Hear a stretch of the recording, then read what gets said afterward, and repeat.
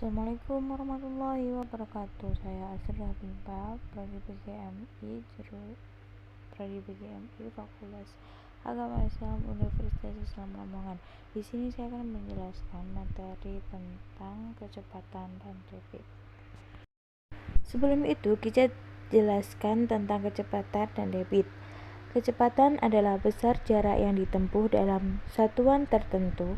Satuan kecepatan melibatkan satuan jarak dan satuan waktu, misalkan kilometer per jam, meter per menit, dan meter per detik.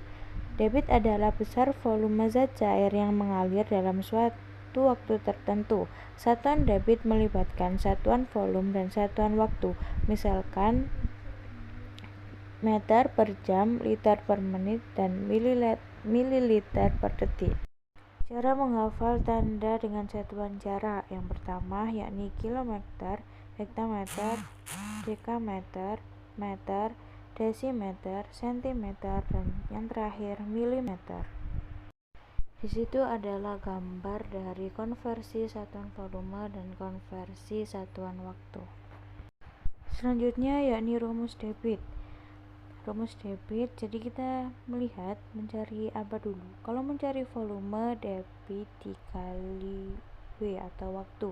Kalau mencari debit, volume dibagi waktu. Dan kalau mencari waktu, yakni volume dibagi debit. Di situ ada keterangannya ya, dibagi dan juga dikali. Untuk cara gampangnya, kalau misal kalian cari volume, maka volumenya kita tutup, jadi tinggal debit dan juga waktu. Jadi untuk mencari volume, debit dikali waktu.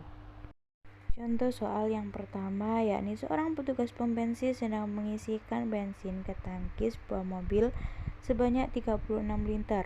Bensin diisikan dalam waktu 2 menit. Berapa liter per menit debit aliran bensin tersebut diketahui. Volume 36 liter, waktu 2 menit.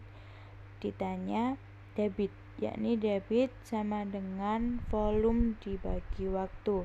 Jadi tulisan D-nya kalian tutup ya, volume dibagi waktu. Jadi 36 dibagi 2 sama dengan 18 liter per menit. Contoh soal yang kedua yakni suatu hari debit air sungai Berantas 140 mm per menit. Berapa sentimeter volume air yang mengalir selama 8 jam. Jadi mencari debit ya, 140 mm per menit sama dengan 0,140, waktu 88 jam sama dengan 480 menit. Jadi volume, untuk mencari volume yakni debit dikali waktu, yakni 0,140 cm per menit dikali 480 menit sama dengan 67,2